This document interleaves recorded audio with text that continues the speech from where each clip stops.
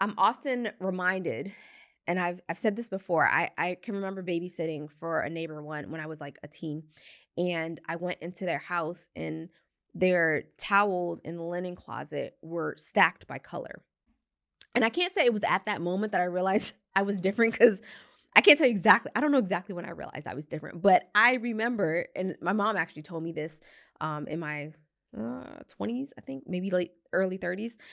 She said, "Yeah, I remember when you babysat for the neighbor, and you came home so excited because you were telling me how all their towels were in color coded order." Now it wasn't the rainbow color, but it was like in in my parents' household, we just, you fold a towel, you put it away. And when I got my own house and obviously, get my own things and build my family, it was a lot of color coding and putting things together. So much so that we go into the pantry where all the dry goods and the chips and blah blah blah. And they're not in a Roy G. Biv color, so they're not like that. But it's like all the chips are here, all the cookies are here.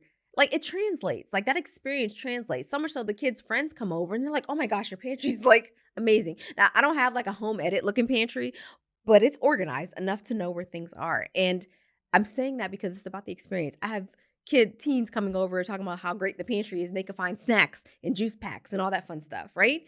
So it's not just business that structure and systems and framework play a part in. It's also in personal life, right? And it's understanding that without that structure and without those frameworks, and it's not about boxing you in. I feel like sometimes people feel like putting in structure is like boring and it's just going to keep me in this little space. No, it actually allows yourself to multiply. It allows you to be able to say, "Hey, here's my standard operating procedures. This is what I needs to be done." This is how we onboard people. We have that as a company. We have SOPs. We have a hiring process. Like, we have a team onboarding process. We have a vetting process. Hell, every team member doesn't get to stay, and that's the reality of it. But those kind of filters wouldn't have worked if we didn't have systems and processes in place.